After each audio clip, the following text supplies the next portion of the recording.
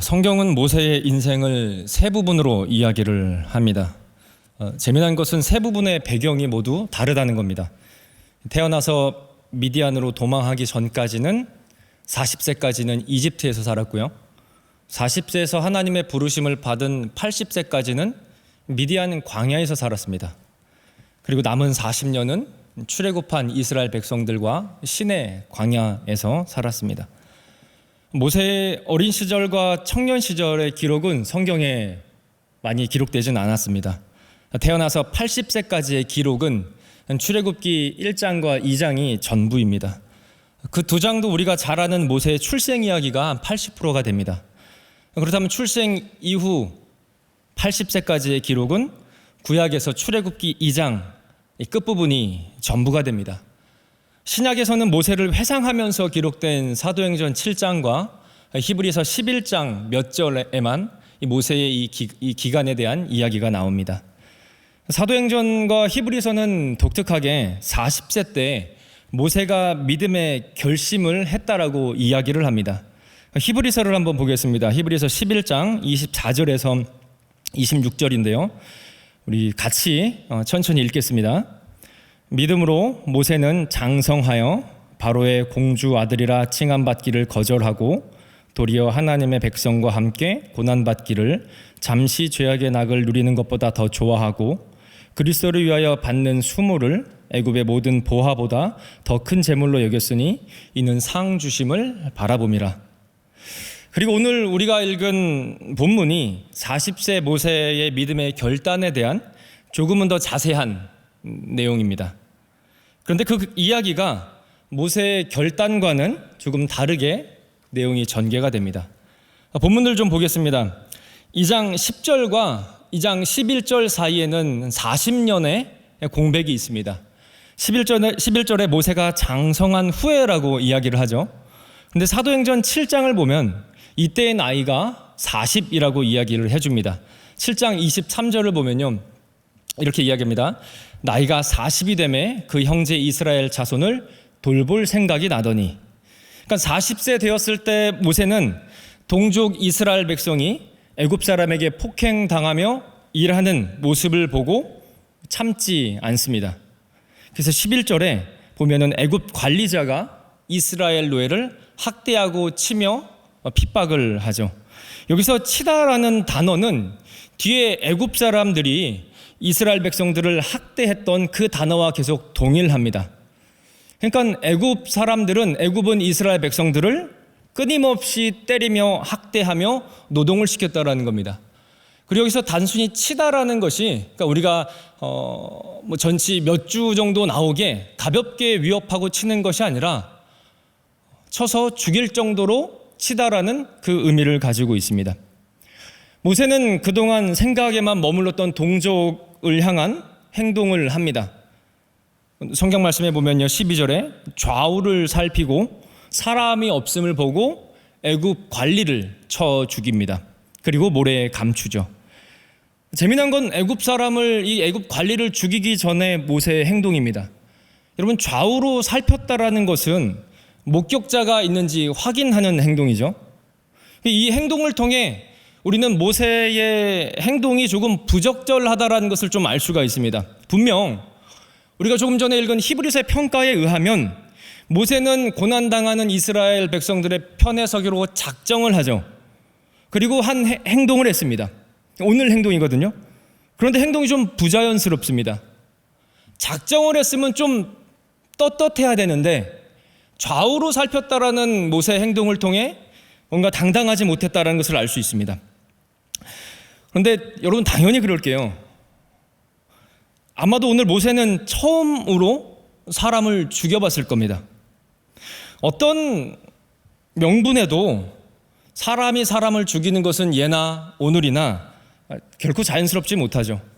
또한 이집트와 같이 문명이 발달된 고대 사회에서는요, 신분이 노예거나 포로가 아닌 이상 동족끼리, 이집트 백성들끼리 서로 죽이는 것을 법적으로 엄히 규정하고 있습니다. 더 좀 특이한 것은 모세가 죽인 다음에 한 행동입니다. 어떻게 하죠? 모래를 파서 시신을 감춥니다. 이 말은 자신의 행동이 탈로가 나면 안 된다는 것을 이야기하죠. 이제 모세는 법정 용어로 하면 시체 은리까지 합니다. 좀 여기까지 종합을 한번 해보면요, 모세는 청년의 때 어느 순간 자신이 야훼, 여호와의 백성이라는 이스라엘 정체성을 확립합니다. 그리고 압제 속에 맞아가며 고된 노동을 하는 이스라엘 백성들을 보며 가슴 아파합니다. 그리고 기회를 봐서 언젠가는 내가 믿음의 행동을 하리라는 마음을 계속 품고 살았던 것 같습니다. 그리고 마침 오늘 이집트 사람이 이스라엘 동족을 구타하는 것을 보고 이집트 관리를 때려서 죽인 다음에 시신을 감춥니다. 그러니까 모세가 오늘 이집트 이 관리를 죽인 행동은 아마 치밀한 계획 속에서 벌어졌다라기보다 그냥 마음속에 있던 행동이 조금은 급하게 발현됐다라고도 볼 수 있습니다. 모세는 자신의 이러한 행동이 동족 이스라엘 백성들에게 힘과 위로가 될 줄로 생각을 했던 것 같습니다. 그런데 구타를 당하며 이랬던 동족 이스라엘 백성들은 모세와는 조금 다르게 생각을 했던 것 같습니다. 사도행전 7장 25절을 보면 이렇게 이야기를 합니다. 그는 그의 형제들이 하나님께서 자기의 손을 통하여 구원해 주신 것을 깨달으리라고 생각하였으나 그들이, 그러니까 이집트 노예들이죠, 동족 백성들입니다. 그들이 깨닫지 못하더라. 그 구체적인 내용이 오늘 몇 절 나옵니다. 이집트 관리자를 이제 모래에 묻죠. 그리고 그 다음날 다시 모세는 이스라엘 백성들이 일하는 곳으로 찾아갑니다. 여러분, 이 반복된 행동은 마치 모세가 할 일이 없거나 너무 심심해서 아니면 또 우연히 이스라엘의 동족들을 찾아간 것이 아니고 모세의 분명한 마음과 목적이 있었다는 것을 이야기를 해줍니다.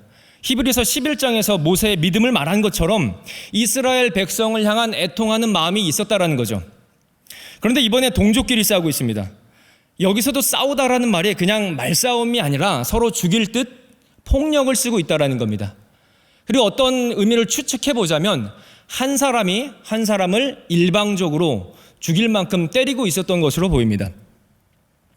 그러자 모세가 구타하고 있는 그 가해자에게 어찌하여 당신은 동족 이스라엘 백성들을 때립니까? 라고 고함을 칩니다. 그러자 그가 이렇게 소리칩니다. 14절입니다. 누가 너를 우리를 다스리는 자와 재판관으로 삼았느냐? 네가 어제 애굽 사람을 죽인 것처럼 나도 죽일 겁니까? 라고 항변을 합니다. 이스라엘 백성들은 하나님께서 모세를 구원의 도구로 사용하시려는 그 뜻을 알지 못했습니다. 그래서 위와 같이 말하는 거죠. 그런데 모세는 이 말을 듣고 두려워합니다. 왜냐하면 자신이 어제 이집트 사람을 죽인 것이 탈로가 났거든요. 그래서 15절에 보면 바로가 모세를 죽이고자 하여 찾았다라고 성경은 기록이 됩니다. 그리고 이어서 모세는 미디안 땅으로 도망을 갔다라고 매짐을 짓습니다. 14절 15절은 모세의 솔직한 마음과 그에 따른 한 행동을 보여주죠. 두려워했고 도망을 갔다. 근데 여러분, 여기서 몇 가지 생각을 한번 해볼 게 있습니다. 여러분, 이때 모세의 신분은 이집트 왕자입니다. 절대 군주 그 다음 위치에 있는 이집트의 왕자입니다. 그리고 이집트 법에 따르면 주인이 노예를 죽일 수 있는 권한이 있습니다. 그러니까 거리낌 없이 노예를 죽인 후에 말을 듣지 않아서 죽였습니다라고 하면 이게 합법적이 되는 것이 이집트 법입니다. 떳떳할 수가 있다라는 거죠. 그런데 왕자 모세는 눈치를 살폈고 그 일이 탄로나자 두려워했습니다. 왜냐하면 모세가 죽인 사람은 노예가 아니라 이집트 관리인이었기 때문입니다. 또 그 이집트 관리를 죽인 이유가 이스라엘 노예를 구하기 위함이었습니다. 여러분, 이 행동으로 모세는 자기가 이제까지 숨겨왔던 자신의 이스라엘 백성의 정체성이 탄로가 나게 된 겁니다. 게다가 이스라엘 노예를 살리려 이집트 관리를 죽입니다. 이 모습을 조금만 확대 해석하면 정치적 반란으로 이해할 수가 있는 거죠. 발란은 누가 되었건 사형입니다. 그래서 바로는 모세를 찾아 죽이려고 합니다. 모세의 신분이 밝혀지고 이집트 노예들을 선동하여, 이스라엘 노예들을 선동하여 반란을 일으켰다라고 몰아가면 꼼짝 없습니다. 아니, 충분히 그럴 수 있습니다. 그래서 바로는 모세를 죽이고자 했고 모세가 다급히 도망간 거죠. 그래서 여기서 모세는 단순히 살인죄로 도망간 것이 아니고 정치적 반역죄로 이 살인죄를 써서 모세는 도망을 간 것으로 보입니다. 모세는 성경에서 모세가 미디안 지역으로 갔다라고 이야기를 합니다. 여기서 미디안으로 도망갔다라는 말이 어떤 미디안이란 동네라는 개념보다 이집트인과는 다른 민족, 미디안족으로 도망갔고 이집트의 법, 정치력이 미치지 않는 곳으로 도망갔다라는 것을 의미합니다. 하루아침에 자는 곳이 왕궁에서 노숙으로 바뀌어집니다. 매일 기름지고 부족하지 않게 제공됐던 식사도 이제는 본인이 길을 돌아다니면서 찾아 먹어야 되는 거린이 됐습니다. 왕궁에서 모세는 손 하나 까딱하지 않고 모든 것을 누군가의 도움을 받아서 생활했을 겁니다. 그러나 지금 모세는 자신을 도와줄 사람이 한 명도 없게 되죠. 성경에 조금 더 보니 모세가 우물가 곁에 머물었다고 이야기를 합니다. 왜냐하면 물이 있는 곳엔 사람이 있거든요. 사람이 있는 곳엔 먹을 것이 있고 사람이 있는 곳엔 정보가 있습니다. 이런저런 소식을 들을 수가 있기 때문입니다. 모세의 인생이 정말 하루 만에 쫄딱 망했습니다. 너무 비참한 처지가 됐습니다. 사도행전 7장 24절과 히브리서에 따르면 모세는 하나님께서 자신을 보내셔서 이스라엘 노예들을 구원해 줬다라고 생각을 하는데, 여러분, 그 결과가 지금 너무나 비참한 꼴입니다. 믿음의 결단을 해서 믿음의 행동을 했는데 그 결과는 모든 것을 잃어버리고 친구도 가족도 없이 홀로 미디안 우물가에 앉아있는 모세입니다. 전 너무 억울하고 우라가 치밀 것 같습니다. 우리가 남을 도와주다가 괜히 오해를 받거나 손해를 받는데 정작 남이 알아주지 못하면 화가 나고 분노를 하죠.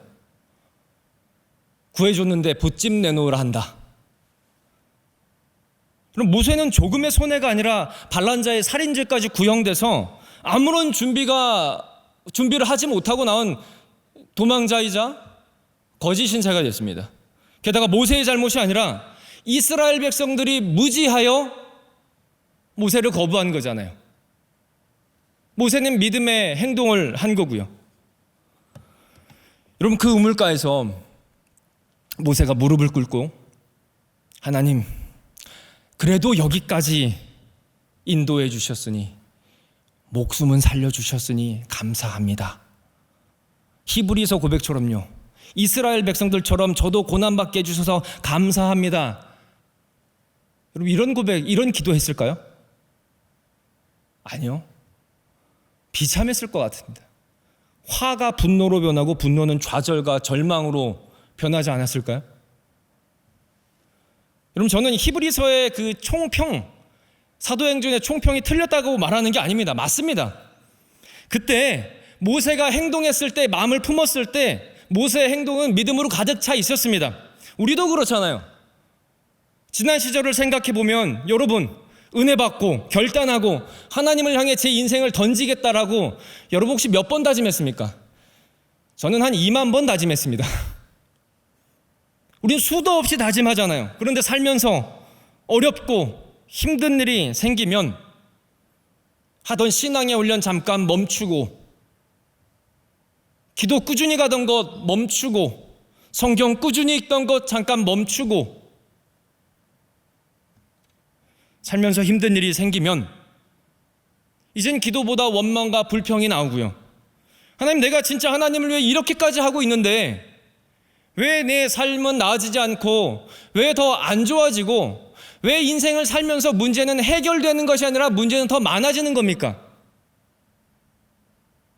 여러분, 그렇지 않습니까? 인생을 조금씩 더 살면 문제는 단순해지는 것이 아니라 더 많아지더라고요. 근데 여러분, 이게 믿음이 없는 고백이 아니고 믿음이 있기 때문에 할 수 있는 고백이고 기도고 불평이고 하나님께 따지는 거잖아요. 믿음이 있기 때문에. 그 우물가에서 여러분 모세한테 비참했습니다. 내가 뭔 짓을 했지? 내가 왜 쓸데없는 짓에 나섰을까? 수많은 생각이 오고 갔을 것 같습니다. 그리고 모세는 그 결국 자기 자신을 실패자로 생각했던 것 같아요. 여러분, 출애굽기 3장 한 장만 넘어가면 80세 때 하나님께서 모세를 미디안에서 부르신 내용이 나옵니다. 모세를 부르셨을 때 모세는 계속 핑계댑니다. 전 안 돼요. 전 못해요. 전 말도 잘 못합니다. 모세의 자존감은 바닥에 쳐 있는 거예요. 그러니까 그 40년 동안 모세는 매일 후회하고 매일 이불킥 하면서 일어났을 것 같아요. 조금만 참았으면, 조금만 참고 다르게 했으면 내가 이 모양 이 꼴은 아닐 텐데, 왜 그때 내가 그 혈기를 부려가지고 그 이집트 관리를 조금 더 치밀하게 계획을 짜서 할 걸. 수많은 생각이 오고 가는데 그 끝은 어디입니까? 미디안 광야입니다.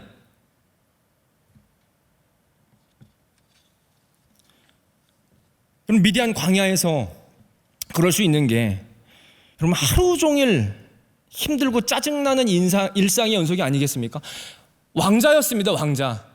요즘 말로 말하면 손에 물 묻지도 않고 지하철 한번 타보지도 않았고 차 문을 자기 손으로 한 번도 열지 않아도 될, 근데 매일매일 이제 미디안에서는 가축을 쳐야 되고 젖을 짜고 물을 먹이러 가야 되고 떼약볕을 맞아야 되고요. 좀 더 리얼하게 말하면 좀 구질구질한 일상이 계속되는 거죠. 소망이 보이지 않잖아요.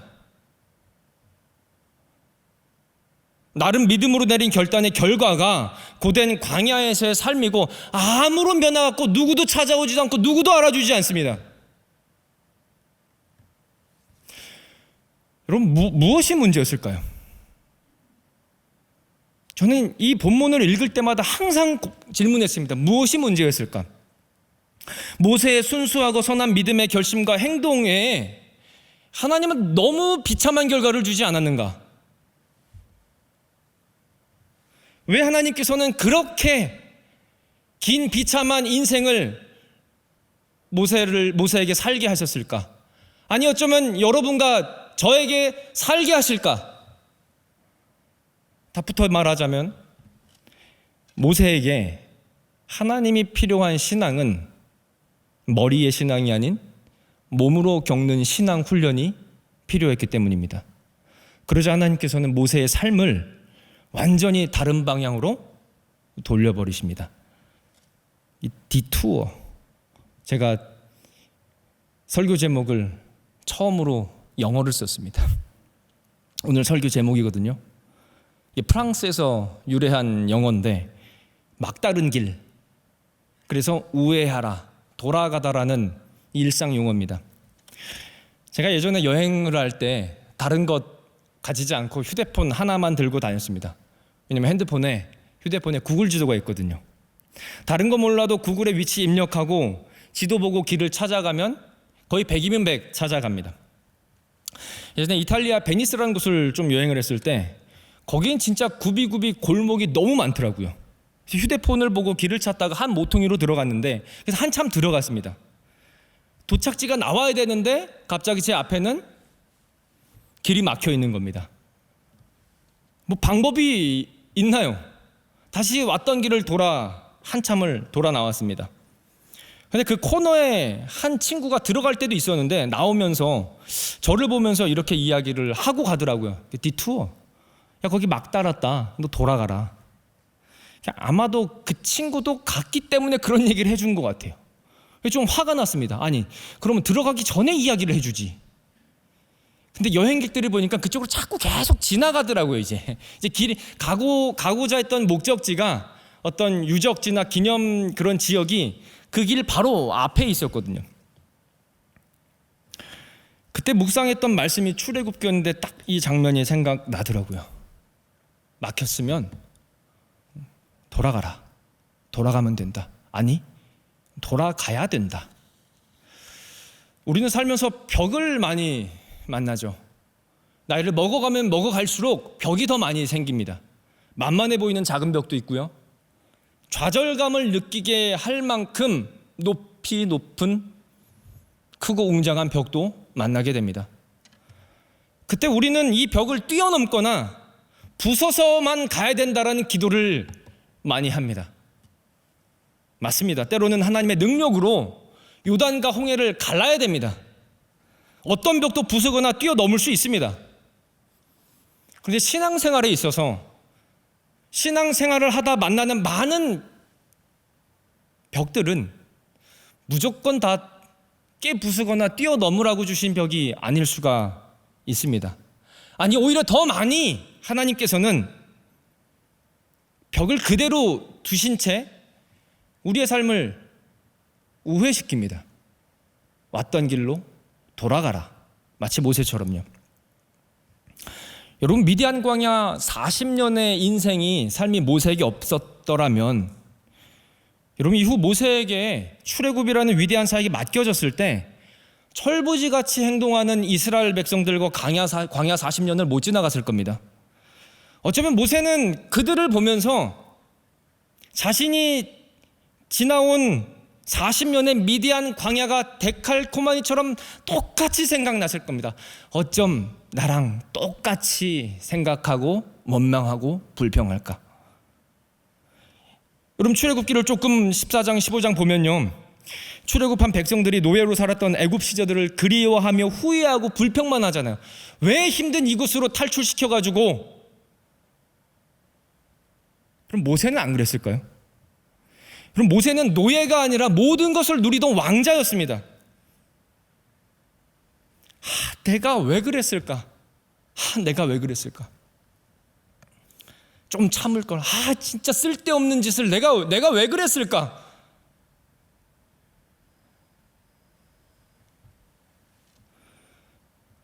우리도 많이 그렇습니다. 교회를 사역을 하면서 몸이 아프거나 마음이 상하면 이런 마음이 듭니다. 내가 왜 괜히 했을까? 내가 거기로 괜히 왜 갔을까? 내가 선교를 왜 갔을까? 좋은 마음으로 갔는데 왜 나에게 이런 일이 생기나? 좋은 마음으로 갔고 하나님 기도하고 은혜 받으러 갔는데 왜 나는 다치고 몸이 다치고 마음이 다치는가? 에이, 그 돈으로 놀러 나갈 걸. 또 신앙생활 묵묵히 열심히 하다가 겉모습만 보고 사람들이 비교하고 판단하면 내가 왜 그렇게 신앙생활 열심히 하지? 억울하고 불평이 이어지진 않습니까? 근데 여러분, 이런 생각이 드는 게 잘못이 아닙니다. 중요한 건 이러한 의심과 불평을 하지만 계속 신앙의 여정을 걸어가느냐, 아니면 거기서 다 팽개치느냐. 여러분, 모세도 왔다 갔다 그 40년을 미디안 광야에서 했기 때문에 이스라엘 백성들의 그 철없는 모습에 말도 되지 않는 불평과 불만에 보듬고 다그치고 대신 기도하고 때로는 화도 내면서 그 길을 걷는 신앙의 맷집이 생기지 않았겠습니까? 광야를 걸어야 하나님의 섭리가 보입니다. 또 미디안 광야에서 40년간 모세는 뭘 했습니까? 목축업을 하죠. 목축업은 때에 따라 이동합니다. 물 따라 이동합니다.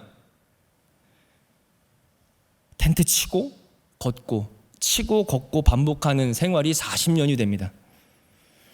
그럼 처음에 모세는 텐트를 칠 수 있었을까요? 없었을까요? 왕궁에서 살았는데 무슨 텐트입니까? 왕궁에서 모든 모래바람과 뜨거운 햇살을 왕궁의 벽돌이 막아줬는데 무슨 텐트예요? 여러분, 지금도 이집트에 가보시면 왕궁이 으리으리한 흔적으로 남아 있습니다. 모세는 미디안에서 텐트를 어떻게 치고 어디에 쳐야 모래바람을 잘 견디는지 모세는 그때부터 배우기 시작했습니다. 머리로가 아니라 몸으로요. 말로만 명령하는 리더가 아니라 고스란히 광야를 몸으로 겪은 리더로 성장을 한 거죠. 미디안 광야 40년이 없었더라면 40년간 왕궁에서 대접받고 살았던 모세는 진정 낮아지지 못했을 겁니다. 혈기왕성한 믿음은 있는데 몸으로 준비되어 있지 않으니 하나님께서는 모세가 살았던, 왕궁에서 살았던 40년만큼 너무 힘들고 비참하지만 미디안에서 40년을 살게 하십니다. 그러니까 모세의 삶을 돌리시는 거죠. 그 40년의 미디안의 광야에서 살아내니 여러분, 이제서야 모세가 그렇게 힘들게 고되게 노동하는 이스라엘 백성들의 마음에 동감할 수 있지 않았을까요?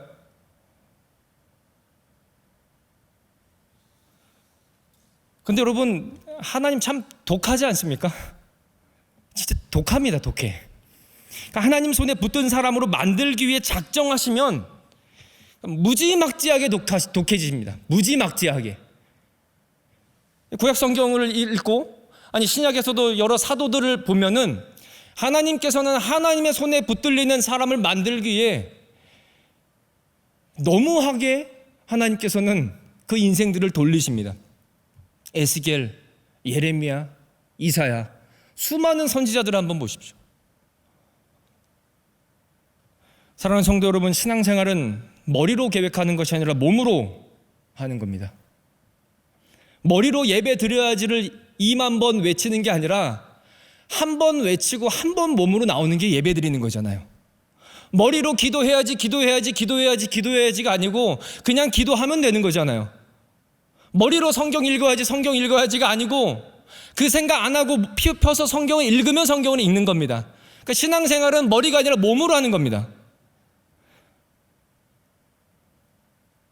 우리가 몰라서 못하는 게 아니잖아요. 머리로는 아는데 몸이 움직이지 않으니 하나님께서는 우리를 계속 광야로 돌리시는 거죠. 그래서 하나님께서는 하나님이 사용할 사람으로 그 몸이 되도록 신앙을 경험하게 훈련을 시킵니다. 모질게요. 그래서 여러분, 삶에 있어서 맞습니다. 때로는 하나님의 직접적인 개입으로 인해서 기적이 필요합니다. 기도 응답, 기적이 벌어집니다. 그런데 여러분, 우리의 대부분의 삶의 현장에서는 기적보다는 하나님의 섭리를 인정하며 길이 있으면 가고 막혀 있으면 좀 멀더라도 다시 돌아가는 순종의 믿음이 더 필요한 것 같습니다. 돌아갈 때는 기쁘지 않습니다. 힘들고 눈물 나고 한숨이 납니다. 하지만 하나님의 섭리를 신뢰하며 돌아가는 모습은 엄청난 믿음의 발걸음이라는 거죠. 왜 막혀 있는지 너무 묻지 마세요. 하나님, 내 인생이 왜 계속 막힙니까? 너무 묻지 마세요. 왜냐하면 모세도 여러분 40년 지난 후에 하나씩 알아가지 않았겠습니까? 왜 그토록 험한 미디안 광야에서 하나님께서 나를 훈련시키셨는지, 텐트는 여기 치는 거구나, 이렇게 이스라엘 백성들을 통솔하고 광야에서는 이렇게 인도하는 거구나, 알아야 직성이 풀리는 분들도 계시다 그래요. 그런데 하나님 스타일은 빨리 안 알려줍니다. 그러니 그냥 진작에 포기하시고 다른 기도하세요. 그리고 한 10년 정도 지나면 왜 하나님이 그때 내 인생을 막아서 이쪽으로 돌리셨는지 조금씩 알 것 같아요. 나를 왜 그때 실패하게 해주셨는지 지금에 와서 보니까 그거는 실패가 아니라 섭리였다라는 것을 우리는 이제야 조금 옛일을 생각하면 좀 알 수 있지 않습니까? 그 고난을 주셔서, 그 힘듦을 주셔서 나를 기도의 자리에 나오게 하시고, 나를 세상 것을 바라보는 자에서 하나님 나라를 바라보는 자로 인도해 주시고, 거기를 막으셔서 또 막으시고 또 막으셔서 이렇게 돌리시는 쉬는데 시간이 지나니 조금씩 이해가 되는 거죠. 사랑하는 성도 여러분, 우리 삶에 벽이 있죠. 기도하십시오. 하나님 뛰어넘게 해주시고 벽을 부숴주시옵소서. 그런데 또 한편으론 하나님의 뜻을 하면 하나님 돌아가는 길을 준비하셨으니 돌아가면서 하나님을 신뢰할 수 있는 믿음을 달라고도 기도합시다. 왜냐하면 성도의 삶에는 실패가 없거든요. 막히면 돌아가면 되고 또 막히면 또 돌아가면 됩니다. 또 막히면 또 돌아가면 되고요. 그런데 거기서 하나 변함없는 사실은 뭐예요? 하나님이 나와 모세와 함께하고 계셨다라는 겁니다. 미디안 광야 40년 동안 하나님은 모세를 계속 주시하십니다. 원망 불평해도 주시하시고요. 그러자 40년 지난 80세 40년 동안 훈련시킨 다음에 하나님이 나타나셔서 부르시잖아요. 미디안에서의 40년이 이후 모세가 하나님의 일을 하는 40년을 버티는 힘이 되는 거죠. 여러분, 우리는 그렇게 돌고 돌다가 결국은 인생의 재판장이신 하나님 앞에 우리는 모두 다 섭니다. 그때 우리는 모세처럼 그때 깨닫고 고백할 겁니다. 그때야 하나님과 우리 사이에 있던 그 벽이 희미했던 것이 환해져서 그때야 모든 것이 깨달아져서 하나님을 찬양하고 감격하고 기뻐할 겁니다. 그때까지는 우리에게 주신 작은 믿음 붙잡고 걸어가는 겁니다. 벽이 있으면 부숴달라고 기도도 해보고 안 부서지면 돌아갈 수 있는 힘 달라고 기도도 해보고요.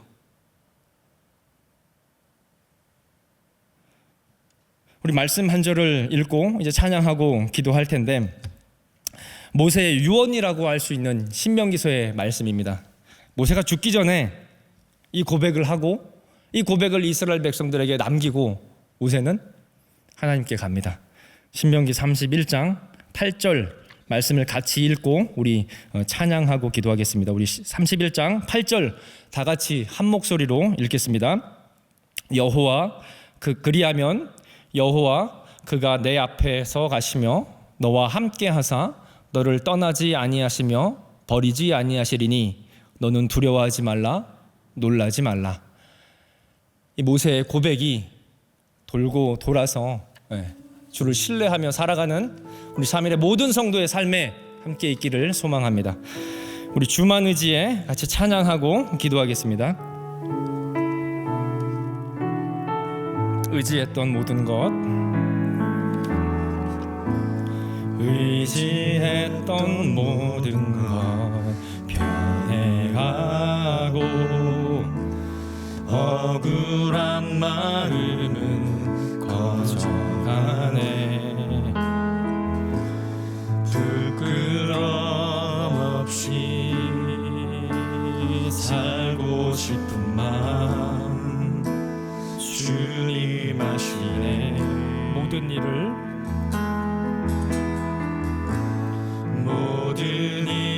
선으로 이겨내고 죄의 유혹을 따르지 않네.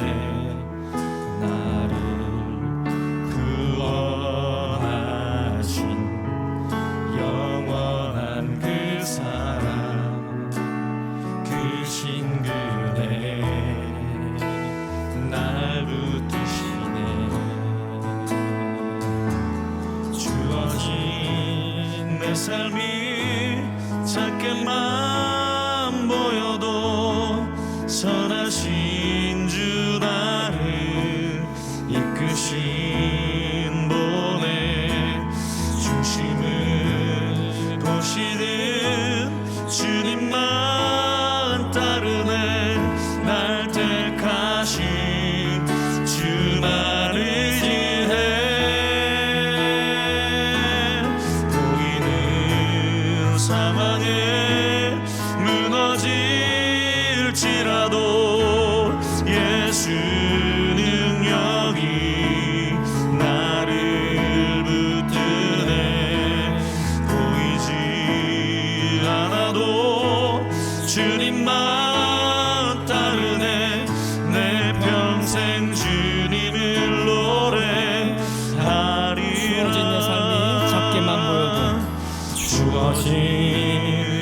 삶이 작게만 보여도 선하신 주 나를 이끄신 분의 중심을 보시는 주님만 따르네.